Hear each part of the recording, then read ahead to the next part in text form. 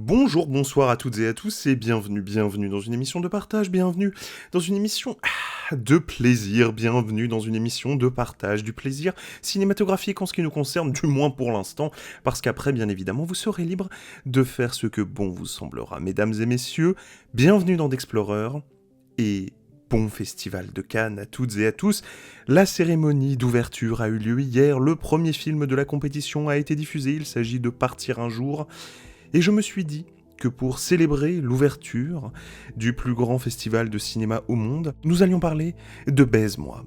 Oui, parce que j'avais envie, depuis longtemps, de parler de Virginie Despentes, d'en parler quelque part, et l'occasion faisant le larron, je me suis dit que la meilleure manière de rendre hommage à cette autrice qui a fait du combat de gauche, du combat punk, du combat limite anarchisant, le cœur de sa démarche artistique, il n'y avait pas de meilleur moyen pour la célébrer que de subvertir justement le sujet du Festival de Cannes et qu'à la place, nous allions pouvoir parler d'elle, de Virginie, de la grande, de Madame Despentes. Mais on va pas le faire n'importe comment. Nous allons en effet faire quelque chose que nous n'avons jamais fait dans cette émission, mesdames et messieurs. Nous allons parler de cet art précieux et subtil qu'est le travail d'adaptation. Parce que, en regardant un peu les épisodes que l'on a fait ensemble sur ce podcast, je me suis rendu compte que je n'avais jamais parlé de cet élément particulier et pourtant si essentiel du travail cinématographique et du travail d'écriture cinématographique, à savoir comment est-ce que l'on transpose d'un livre, le récit d'un livre, le style d'un livre, et que l'on en fait une forme et un récit cinématographique. C'est une question ardue, beaucoup plus ardue que la manière dont elle est généralement commentée, à savoir oui, alors en fait, le livre est vachement mieux, parce que le livre souvent est plus long, et qu'il y a dedans des détails que les lecteurs du livre ayant adoré sont désolés, évidemment, de ne pas retrouver dans le produit final. Ce n'est évidemment pas ce que nous allons faire ici. Non, on va vraiment, en profondeur, se poser la question de la forme cinématographique contre ou en accompagnement, en coexistence avec la forme littéraire, à travers un cas très particulier d'adaptation, celui de Baise-moi, de Virginie Despentes, roman écrit par Virginie Despentes, et film réalisé par Virginie Despentes également. Nous sommes donc face à un cas, mesdames et messieurs, très particulier dans le travail d'adaptation, puisque c'est l'autrice elle-même qui écrit le scénario et qui réalise l'adaptation de son propre livre. Et là où ça m'intéresse d'autant plus, dans le cas de Baise-moi de Despentes, c'est que je trouve ce travail d'adaptation complètement raté. Je mets les pieds dans le plat d'entrée de jeu, mais c'est ça qui finalement rend le cas de ce film si passionnant, c'est que on a une autrice qui nous livre un roman que l'on va avoir le temps d'aborder dans cet épisode, mais qui est sacrément marquant, quoi. Je veux dire, on peut pas... Moi, quand je le lisais, je me suis dit, oula, et je me demande comment est-ce qu'on va qu'on va pouvoir adapter et rendre compte d'un truc pareil à l'écran, et le fait est que ça a été mission impossible, y compris pour l'autrice elle-même. Ce qui rend ce cas d'adaptation tout à fait passionnant, vous vous en doutez. Alors plongez avec moi dans cette passion, dans ce moment d'effervescence finalement, à la fois analytique et charnel, puisque je pense qu'il y a très peu de films qui sont à ce point appropriés pour cette émission que Baise-moi. Baise-moi, dont j'ai dit qu'il avait été écrit et réalisé par Virginie Despentes, mais il y a une co-réalisatrice que je n'avais pas mentionnée jusqu'ici, et c'est évidemment une erreur que nous allons dès à présent corriger. Il s'agit donc de Coralie Trinity, je pense que ça se prononce de cette manière, qui a travaillé dans l'industrie pornographique et qui a eu son rôle à jouer, notamment dans la question de la représentation des scènes de sexe à l'écran, qui sont un des enjeux à la fois esthétiques et scénaristiques finalement majeurs de ce film. Donc parlons un peu de Baise-moi, à la fois premier livre et premier film de Virginie Despentes, donc là pareil, il se passe quand même quelque chose de tout à fait intéressant à noter, qui est une œuvre à succès, en tout cas le livre, puisqu'il s'est très très bien vendu, du fait évidemment de son caractère provocateur, puisque l'œuvre Baise-moi, qu'elle soit littéraire ou cinématographique, est entourée d'un scandale, de provocation, d'une dimension grunge. C'est une œuvre qui est hyper violente et hyper sexuelle. Donc, finalement, tous les ingrédients réunis pour que l'on passe ensemble un très bon moment. Alors, en guise de conclusion de l'introduction, parce que, vous savez, dans cette émission, on fait des introductions à rallonge, et évidemment, Virginie Despentes nous offre le moyen de ne pas échapper à cette règle. J'ai une histoire avec ce film, le film Baise-moi, parce que je l'ai déjà vu. En fait, figurez-vous, avant de le redécouvrir pour préparer cette émission. En fait, il y a quelques années maintenant, j'avais réalisé sur ma chaîne YouTube, pour celles et ceux qui s'en souviennent, une vidéo consacrée au New French Extremism, qui est un mouvement théorique élaboré par un critique américain que je critiquais très très vertement dans cette vidéo en particulier, et il se trouve que ce critique américain, James Quant, citait Baise-moi comme appartenant au New French Extremism, mouvement qui n'a jamais existé et qui est une pure construction intellectuelle de quelqu'un qui ne comprend pas les films qu'il regarde. Je vous renvoie vers cette vidéo qui est toujours en ligne sur ma chaîne YouTube, si vous avez envie de voir un petit peu quels arguments est-ce que j'avais pu avancer. Mais donc j'avais vu le film à l'époque, pour préparer cette vidéo, puisque je les avais tous regardés, les films du New French Extremism, et il se trouve que Baise-moi, je l'avais détesté. Je l'avais profondément détesté, je trouvais même carrément ça complètement nul, et ça m'avait un peu refroidi, on va dire, sur le cas Despentes, dont je n'avais lu aucun livre à ce moment-là. Et puis, bon, les années passant, chemin faisant, je me suis retrouvé, en fait, confronté à nouveau à l'œuvre de Virginie Despentes, à sa pensée plus spécifiquement, notamment quand je me suis intéressé aux questions féministes, puisque Despentes a écrit un essai majeur du féminisme contemporain qui s'appelle King Kong Theory, que je pense que même si vous ne l'avez pas lu, vous en avez au moins entendu parler, et ça m'a stimulé, ça m'a intéressé, j'étais pas sûr d'être d'accord, mais j'entrevoyais dans l'œuvre de Virginie Despentes une puissance, une aura de subversion, et de vraie subversion là pour le coup, pas de la subversion de salon, là, on avait vraiment quelqu'un qui avait une radicalité à la fois dans sa proposition esthétique et dans sa proposition politique qui m'intéressait beaucoup. Parce que moi, vous savez que la dimension radicale de l'art et de la pensée, c'est quelque chose qui m'intéresse, c'est quelque chose dont on parle sans arrêt dans cette émission. Et à un moment donné, voilà, dans mes recommandations YouTube, figurez-vous, je suis tombé sur une interview, c'était une conférence, je ne sais plus, de Virginie Despentes, et je me suis dit, bon écoute, ça y est, là faut que tu franchisses le pas, en plus je suis au chômage donc j'ai du temps, et je lis beaucoup en ce moment, j'harcèle ma communauté Instagram avec les livres que je suis en train de lire en ce moment, je passe mon temps à acheter des livres, et donc voilà, j'ai sauté le pas, je me suis dit, bon, t'avais vu Baise-moi, t'as envie de lire Despentes, achète Baise-moi le livre, en fait, tout simplement, pour commencer quelque part, en fait, finalement, commençons tout simplement par le début, et j'ai lu donc ce roman, Baise-moi, de Virginie Despentes, et je l'ai beaucoup apprécié. Pour tout vous dire, je l'ai même dévoré, en fait, puisque c'est un roman assez court, qui fait, dans mon souvenir, quelque chose comme 250 pages, et qui est écrit, si vous voulez, avec une énergie grunge. Alors, on va se battre dans cet épisode entre les adjectifs punk et grunge, mais personnellement, je préfère grunge dans le cas du style de Despentes, parce qu'il y a quelque chose de la salissure que j'entends dans le mot grunge, que j'entends pas dans le mot punk, et la salissure est quelque chose à la fois moral et physique et social, et quelque chose qui est au cœur de l'œuvre de Virginie Despentes, donc je vais utiliser l'adjectif grunge pour définir son travail, mais cet adjectif, évidemment, est soumis à débat.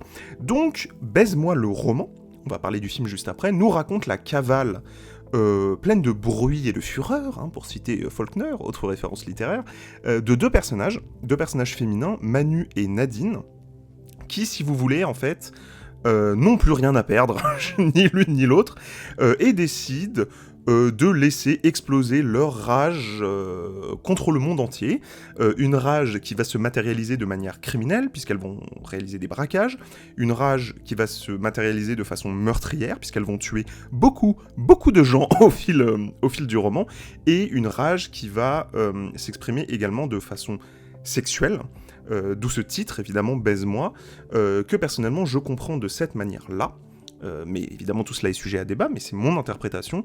Nous avons deux personnages qui ont été détruits par la vie, qui se sentent profondément vides, en fait, de l'existence, du sens, et qui, ne trouvant aucune autre manière, en fait, de combler ce vide, laissent exploser une espèce de rage et de fureur destructrice, profondément nihiliste, en fait, si vous voulez, c'est-à-dire qu'elles n'ont aucune solution, et elles se disent, bon bah très bien, on va faire tout ce qu'on peut dans le temps qui nous est imparti pour nous venger en fait du monde de manière complètement aveugle, c'est-à-dire y compris en nous en prenant à des gens qui sont totalement innocents en fait. C'est-à-dire que c'est toute la société qui devient l'ennemi de ces deux personnages, y compris des gens qui n'ont a priori rien à se reprocher. Et ce titre, Baise-moi, il est pour moi, au-delà du fait que c'est un putain de titre, il faut quand même s'arrêter là-dessus. La force de frappe de tomber sur un roman ou sur un film qui s'appelle comme ça, c'est quand même quelque chose. C'est aussi l'incarnation de ce besoin d'être rempli, en fait. Ce besoin d'être rempli de sens, en fait, de joie, de bonheur, et de pallier à ce vide que nous laisse le monde lorsqu'il nous a matraqués. Et vraiment, pour moi, l'impératif qu'il y a derrière ce titre, puisque Baise-moi est à l'impératif, le titre de Despentes, eh bien c'est une injonction presque qui est faite au lecteur de ne pas laisser des personnages être vides à ce point, puisque lorsqu'ils ont atteint un tel niveau de rien, qu'ils sont tellement proches des abîmes, eh bien ils se retournent contre le monde et ils en deviennent des personnages complètement démoniaques. Et là où je m'attendais pas du tout à ça, c'est que je m'attendais à la dimension hyper violente et hyper sexuelle, évidemment c'était la promesse finalement du titre, mais je m'attendais pas à être ému. Et pourtant je l'ai été, notamment dans les derniers chapitres du roman, parce que ce vide et cette quête du plein, en fait, d'être rempli de jouir pour ressentir de la joie, en fait, finalement, dans l'existence, une forme de joie démoniaque, mais une joie quand même, c'est quelque chose qui au bout d'un moment m'a beaucoup touché, notamment lorsqu'il se passe quelque chose à la fin du roman, qui remet en question cette quête. Et voilà, je ne vais pas tout vous divulgacher, parce que je vous conseille vraiment de lire Baise-moi, pour le coup. Mais c'est quelque chose voilà, qui m'a ému, et je ne m'attendais pas à être ému à ce point-là. Donc, pour vous résumer un petit peu, c'est un livre qui est hyper violent, qui est clairement pornographique, parfois jusqu'au grotesque, faut quand même le dire, c'est-à-dire que je suis pas non plus, j'ai pas les intestins en vrac tout le temps, il y a des moments où Despentes va tellement loin dans une logique de provocation qu'on va analyser, qui est pas inintéressante d'ailleurs, hein, que ça en devient un peu drôle, mais parfois c'est évidemment glaçant. Et pour vous donner envie, pour amorcer finalement l'analyse esthétique du film et les choix d'adaptation qui ont été faits, je vous propose de vous lire un extrait du roman. Voilà, un des passages que j'ai préféré. Ça va être un peu long, mais je pense que c'est vraiment intéressant que vous l'entendiez pour que vous puissiez comprendre en fait tout ce que j'ai à dire sur le film ensuite, et comment est-ce que Despentes écrit, en fait, véritablement, comment est-ce qu'elle compose une littérature, et comment est-ce que le passage de cette approche esthétique littéraire au cinéma va orienter ses choix et qu'ils ne vont pas toujours fonctionner. Donc je vous lis, on ne bouge pas, je prends ma petite version poche. Alors il s'agit du chapitre 23, si vous avez la version poche comme moi, page 226. Alors ça va être un petit peu long, je vous le disais, mais je pense que c'est plutôt intéressant, donc, mesdames et messieurs, Virginie Despentes. Brasserie immense et plutôt chic. Serveur en costume noir et blanc. Toutes les deux au comptoir, Manu et Nadine, assises sur des tabourets hauts, devant des verres de cognac ridiculement grands pour ce qu'ils sont remplis. Manu a une jupe tellement courte qu'on dirait qu'elle n'en a pas une fois qu'elle est assise. Ras la foune, et le chemisier ouvert sur un de ses soutiens-gorge multicolores dont elle a le secret. Elles ont ouvert l'œil sur le chemin, mais pas croisé de garçons jeunes et envisageables. Un type bedonnant et à moitié chauve, en costard bleu, s'assoit à côté d'elle. Sourire bovin. Manu interroge brièvement Nadine du regard. Elle répond « J'ai un avis mitigé. Ce serait vraiment du vice, mais ce serait vraiment du vice. Je suis pour au final. » Manu se penche vers lui comme il lui parle. Se plaint de la chaleur en aggravant l'échancrure de son corsage pour s'éventer comme une brute. Il lui fait des compliments sur son sourire. Concupiscent. Il s'essuie la nuque assez souvent car il transpire comme un gros. Il respire fort en leur souriant béatement, découvrant sans remords ses dents jaunes et tachées. Pâteau, abruti, grotesque, et il pavane bravement. Doit décidément les prendre pour des connes pour oser faire du charme, ou bien ne se rend pas compte, vraiment. Mot d'esprit sordide et grimace adipeuses, aimable à force d'être lamentable, une question d'adaptation. Il est pris de bouffées de chaleur dès que Manu l'effleure. Et elle ne l'effleure pas vraiment, elle se colle contre lui, lui fait sentir son ventre, bouge sa cuisse contre la toile de son costume, et lui fait voir ses dessous, sous n'importe quel prétexte. Elle a l'alcool un peu brutal, et elle est visiblement excitée de le trouver si repoussant, et de se frotter tout contre. Nadine minaude gentiment et baisse les yeux quand il la prend pour la première fois par la taille. Comme elle la joue plus hésitante et pétasse que sa collègue, il va plus volontiers vers elle. Manu observe, demande au monsieur de remettre la même et profite de ce qu'il tâche d'attirer l'attention du garçon pour déclarer « De toute façon, plus t'es conne, mieux ça le fait. J'ai mis du temps à le croire. » Nadine soupire, hausse les épaules et répond « Faudrait se mettre à leur place. C'est pas possible qu'ils voient les choses comme elles sont. » Comme le type a réussi à passer commande, il s'intéresse à la conversation, lance un jovial « Qu'est-ce que vous dites, les filles ?» Manu le dévisage, plus du tout coquine, elle aboie « Que tu pues de la gueule !» Le monsieur pense qu'il a mal compris ou manqué quelque chose. Nadine rit. Manu le prend par le bras, lui dit gaiement « Toi, t'as l'air d'un mec qui a l'esprit large, alors moi et ma copine, on va pas tourner autour du pot trop longtemps. On cherche un partenaire compréhensif, on va à l'hôtel, on fornique bien comme il faut et on se quitte. Ça te semble possible ?» Nadine se pend à son deuxième bras et explique très gentiment « Si ça te dérange pas, chérie, on va baiser plutôt que discuter, on a plus de chances de s'entendre. » Il bredouille, puis glousse, comme une vierge tentée, à part qu'à la commissure des lèvres, il a de la salive blanche presque solide, comme de la morve de bouche. La formule qu'elle a utilisée le trouble énormément. Il doit faire un effort pour rassembler ses esprits. Voilà, donc j'espère que ça vous a plu, j'espère que vous avez été happé par ce style extrêmement particulier, très visuel, hein, on le voit. Vous voyez pas la ponctuation évidemment, mais beaucoup de moments dans les phrases sont séparés, c'est-à-dire qu'elle prend vraiment elle fait des phrases non verbales pour décrire visuellement ce qui entoure les personnages, et ensuite elle va développer une langue et une approche de la vulgarité, beaucoup, hein, vous l'avez noté, qui joue en permanence sur le retournement du stigmate et sur l'hypersexualisation volontaire des personnages féminins qui, vous avez vu, prennent complètement le lead de la situation, avec une omniprésence de pronoms féminins dans le texte, alors que l'on parle de quelque chose de sexuel, ce qui est un retournement hyper intéressant dans la littérature, et pour le coup vraiment une approche esthétique féministe, et pour autant, elle n'est pas du tout dans une idéalisation. Hein, vous l'avez vu, on est dans un registre qui est très très cru dans les mots qui sont employés, et notamment beaucoup d'inserts. Alors j'emploie un terme visuel, donc un insert c'est un très gros plan sur un détail, et elle le fait à l'écrit. Vous le voyez quand elle parle de la bave qui s'est solidifiée autour du cou pour bien montrer que le mec est dégueulasse, qu'il est gros, etc. Et en fait cette manière de dire que même dans la salissure il y a du désir, c'est en fait tout le sujet de la destruction, de cette quête du plaisir presque démoniaque que j'évoquais un peu avant et qui est vraiment au cœur du livre. Et alors, là, je vous ai pas lu un passage particulièrement pornographique, parce que, bon, j'avais pas que ça à faire, et puis c'est pas forcément les meilleurs passages, à mon avis, mais quand on lit le livre, et notamment quand on lit ça, je trouve, il y a vraiment une question qui nous vient tout de suite, c'est, mais comment est-ce qu'on peut adapter un truc pareil ? Parce que, je vous prie de me croire sur parole, le livre est dégueulasse. Mais vraiment, le livre est dégueulasse, c'est-à-dire on est à deux doigts de scènes de nécrophilie, alors elle n'est pas allée aussi loin, mais franchement, on n'en est pas loin. Et bah, je pense que les producteurs se sont posé la même question lorsqu'il s'est agi d'adapter ce texte, parce qu'ils n'ont eu que 200 000 € de budget, autant dire rien, hein, évidemment, pour construire un film qui nécessite beaucoup d'effets spéciaux, parce qu'il y a beaucoup de violence en fait dans le texte. Au-delà du sexe, il y a énormément de sang, il y a énormément de corps qui sont malmenés, broyés, déchiquetés.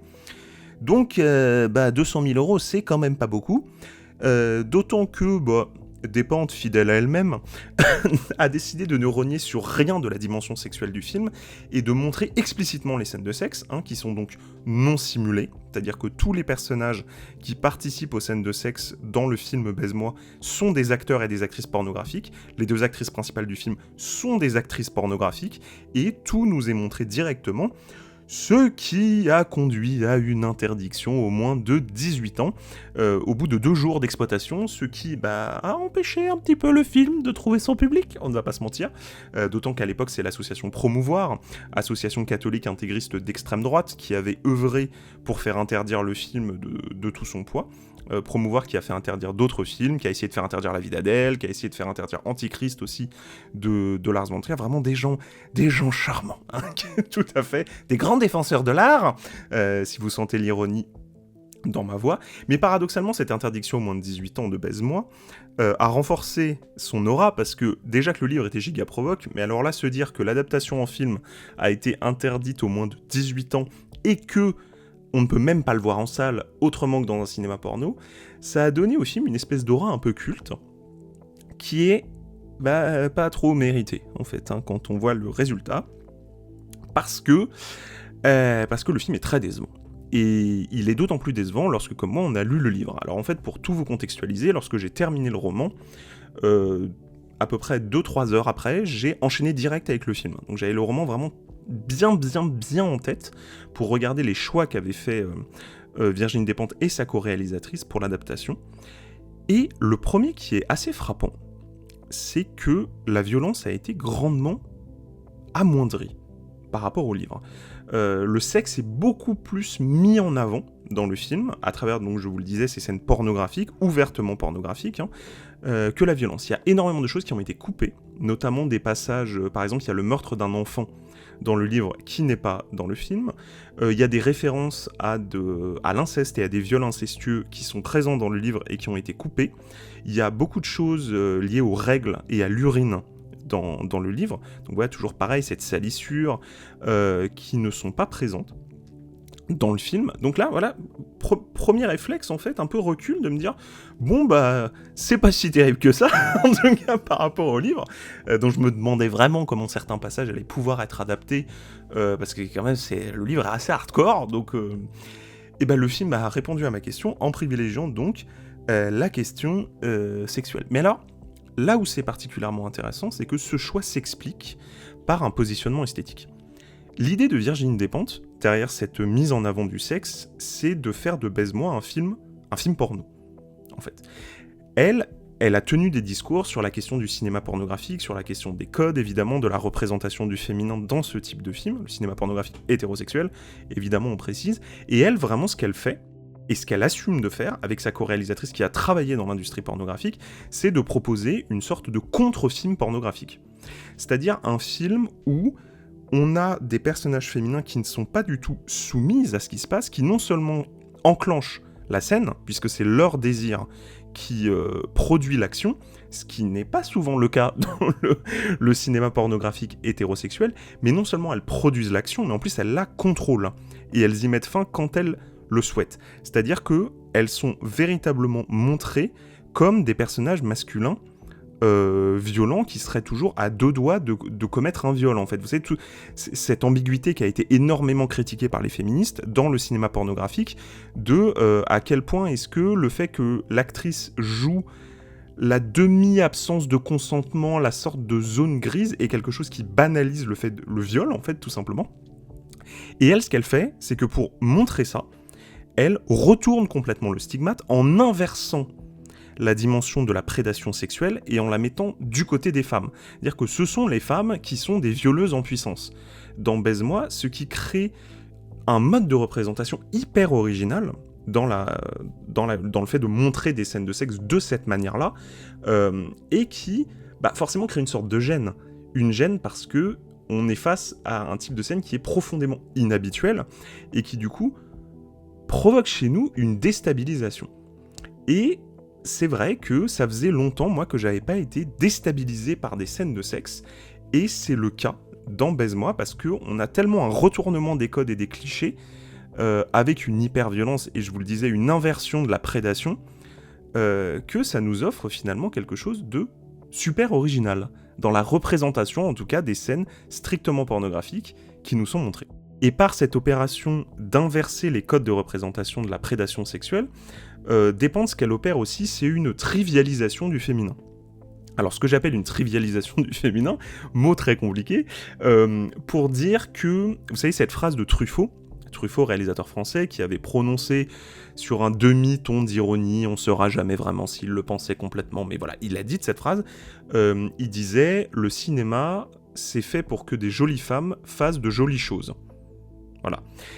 Donc c'est une version complètement idéalisée, évidemment, du personnage féminin, et de la représentation purement sexuelle et fantasmatique du corps de la femme, qui donc, parce qu'elle est idéalisée, n'a pas le droit au trivial. Ce que j'appelle le trivial, c'est évidemment le fait qu'une femme, parfois ça se lave pas, ça fait caca, ça pisse, ça a des règles, ça a des croûtes, ça se coupe les ongles, enfin je veux dire voilà, vraiment la dimension dégueulasse, on va dire, de la représentation du corps féminin, qui était relativement absente, et ça c'est la vérité, avant que, dans l'art je veux dire, avant que Despentes vraiment s'en empare frontalement. Et cette trivialisation-là, elle va l'opérer d'une façon qui est intéressante dans la mise en scène du film, c'est que elle va faire un film qui est anti-esthétique.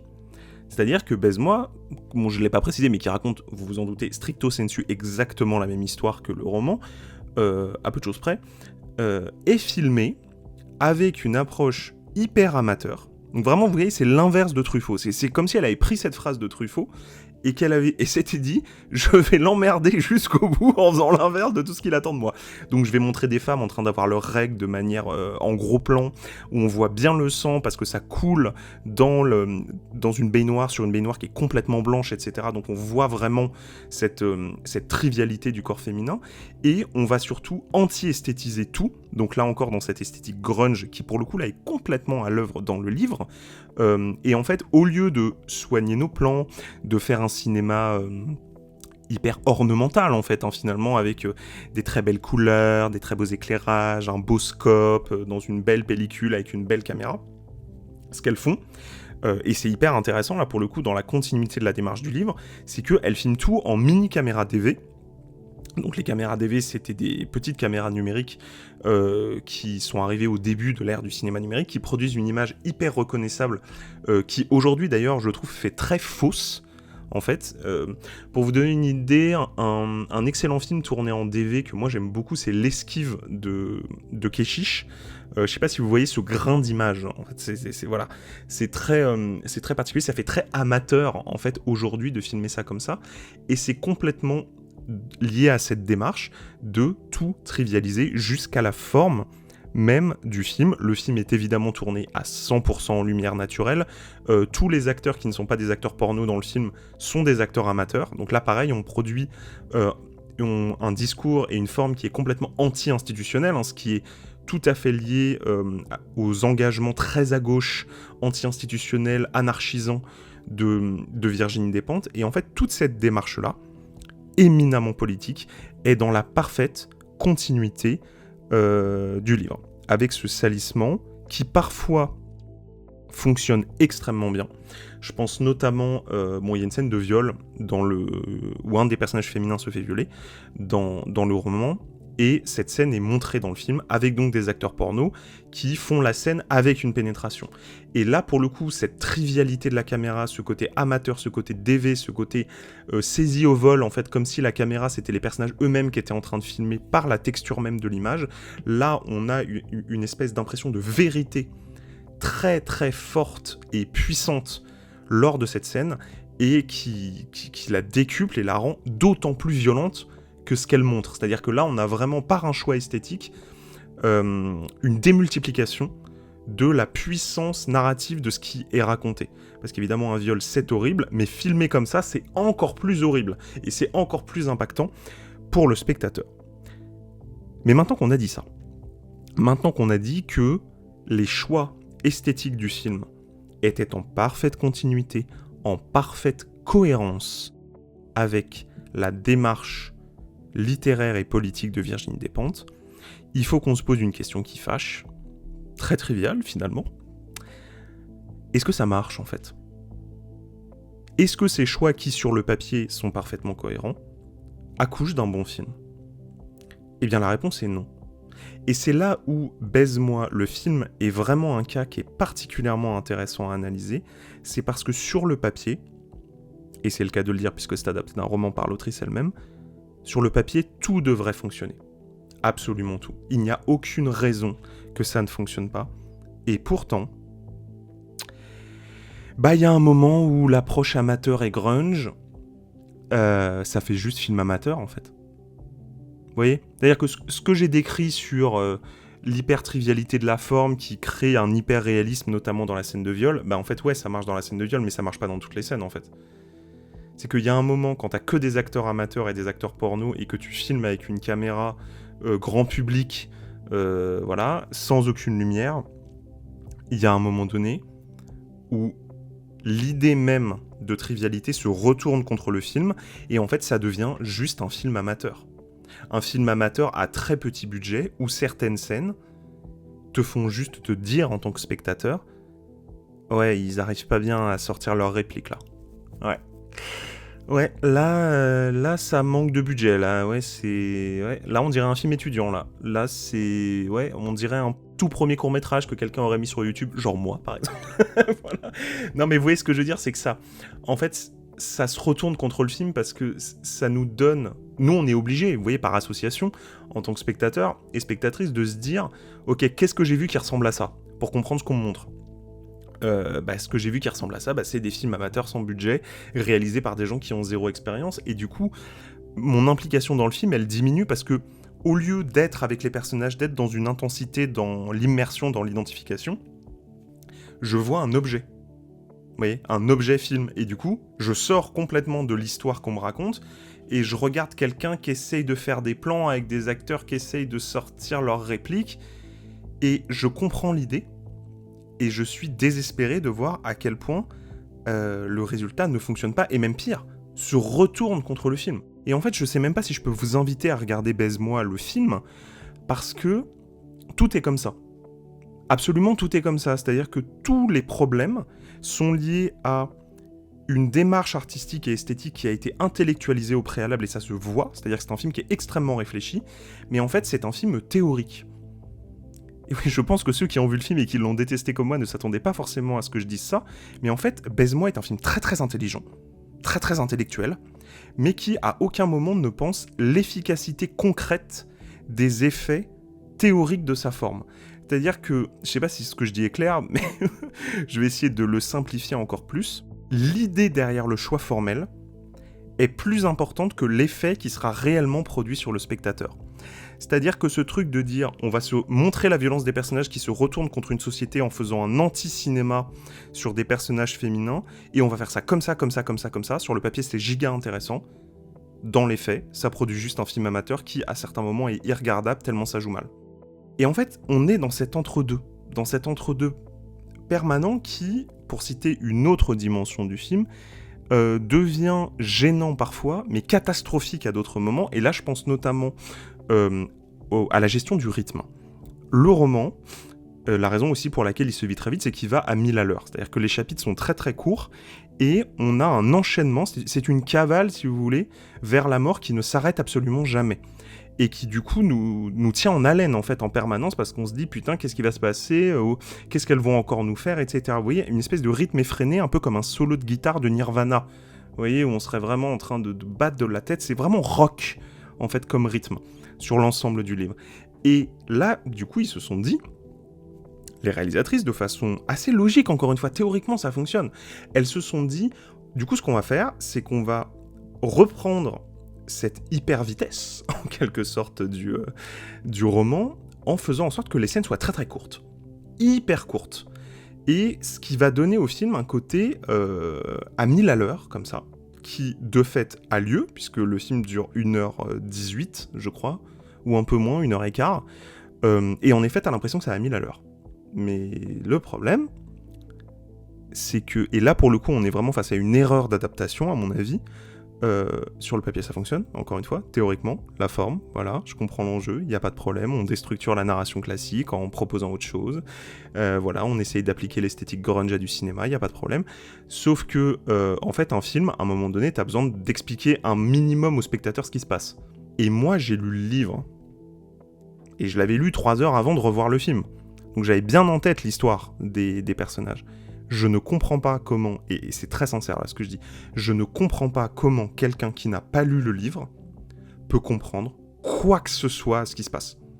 Pour moi, le film est purement incompréhensible si on n'a pas, au préalable, lu le livre et que l'on connaît les enjeux. Les actions des personnages deviennent complètement absurdes, parfois, parce que tout doit tellement aller vite, tout doit rester dans ce rythme grunge, qui du coup est transposé uniquement par la vitesse et pas par d'autres moyens, alors qu'en fait il y a d'autres moyens de travailler un rythme effréné au cinéma, notamment par exemple par l'enchaînement de scènes très très violentes, où on a l'impression que le film nous étouffe, en fait.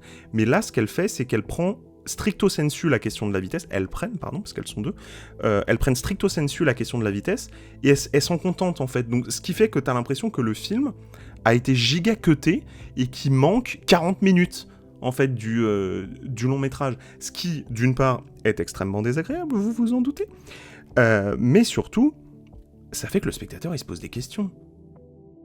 Et ça, un spectateur... Alors, le spectateur, il a le droit de se poser des questions devant un film, bien sûr, mais un spectateur qui passe son visionnage à se demander « Attends, mais pourquoi ils sont là ? Attends, mais qu'est-ce que... » Vous voyez, cette absence de cohérence interne, en fait, de suite logique, du A donne B, qui donne C, qui donne... Voilà.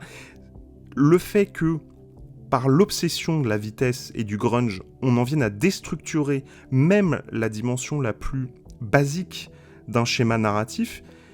et bah ça rend le film vraiment incompréhensible. Et je pense, je l'ai pas regardé tout seul, le film, et la personne à côté de moi me posait en permanence des questions. Elle me disait, mais attends, mais pourquoi ils font ça là ? Mais attends, mais qu'est-ce qui se passe ? Et ce truc-là de, qu'est-ce qui se passe ? Mais qu'est-ce qui se passe ? C'est un sentiment qui est extrêmement désagréable, et de la même manière que l'esthétique amateur, nous sort du film, et encore une fois, nous met face à un objet théorique que l'on est obligé de penser avec notre cerveau, plutôt que de le vivre avec nos tripes. Et connaissant pour le coup l'œuvre de Despentes, puisque l'ayant lu, je ne pense pas que la démarche esthétique de Virginie Despentes soit intellectuelle. C'est vraiment quelque chose sur la brutalité, sur la viscéralité du rapport au monde, qui conduit y compris à des actions qu'elle ne soutiendrait pas politiquement, mais qu'elle comprend du fait de la violence du monde, etc. Et c'est ce qu'elle a essayé de faire avec son film. Mais l'effet inverse se produit. Tout simplement parce que ce qui marche à l'écrit ne fonctionne pas à l'image. Et en fait, finalement, la conclusion de tout ça, on pourrait la formuler ainsi, parce que l'épisode commence déjà à être un peu long, là, je regarde mon timer, en se posant la question, est-ce que de bonnes idées, ça fait un bon film ? Eh bien, Baise-moi, de Virginie Despentes, et Coralie Trinity, c'est la preuve que non. Et c'est d'autant plus dommage que, pour le coup, le livre est vraiment excellent, et que la démarche du film... en elle-même, elle est hyper intéressante. Mais en fait, un film, ça se vit pas avec sa tête. Et pour un film qui s'appelle Baise-moi, il faudrait peut-être que le spectateur en sorte en ayant mal au cul, plutôt que mal au crâne. Voilà, c'est sur cette boutade que va se conclure cet épisode. J'espère qu'il vous a plu, j'espère qu'il vous a intéressé. Je vous invite à découvrir l'œuvre littéraire de Despentes, parce que pour le coup, Baise-moi est vraiment un bon livre, donc j'insiste là-dessus. Le ratage de l'adaptation n'induit pas la baisse de qualité du roman, que au contraire je revalorise ayant vu le film, donc je vous invite à la lire. Je vous souhaite évidemment d'aller au cinéma, de voir des bons films, de lire des bons livres, et je vous dis à très vite, je sais pas moi, je vous dis à très vite, lorsque j'ai le temps de faire des épisodes entre deux émissions du Cercle, parce que je suis beaucoup au Cercle en ce moment. En tout cas voilà, on va se revoir très vite. N'hésitez pas à mettre les notifs, parce que ce manque de régularité fait que parfois vous pouvez louper certains épisodes, etc. Donc activez bien les notifications. Voilà, on va essayer de pas adopter un rythme trop anarchique non plus, même si on aime bien Virginie Despentes, on va pas lui rendre hommage tous les jours non plus et à tous les épisodes. En tout cas, je vous dis à très vite et salut tout le monde.